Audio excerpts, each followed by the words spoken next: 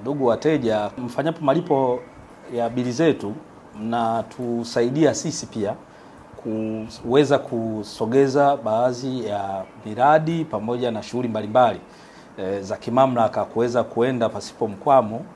Kwa upande wa mkoa wa Ubungo pia tuna operation maalum ya kuwatembelea wateja wenye madeni ya muda mrefu na hata wale ambao wamelaza madeni kwa zaidi ya mwezi mmoja.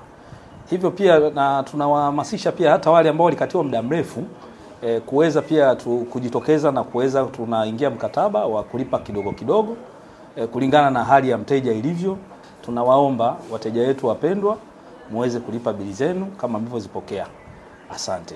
Tunashukuru kwa kutembelewa na watu kutoka makao makuu DAWASA. Wametupa elimu ya usomaji wa mita pale ambapo nilikuwa naelewa kumbe kuna mengine zaidi nilikuwa sijui, nimeeleweshwa, nimejua. Na kwa kweli tunashukuru, upatikanaji wa maji sio mbaya. Maji tunapata vizuri tu.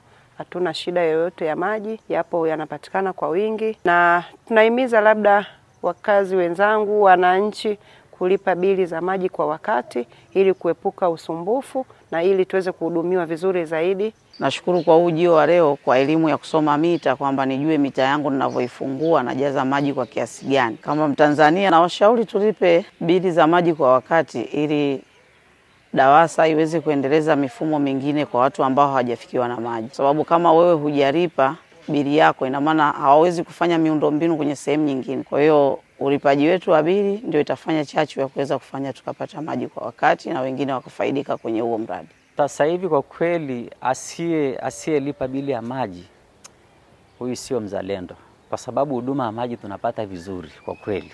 Tunapata vizuri sana. Ni mara chache sana maji yanakatika tunapewa taarifa.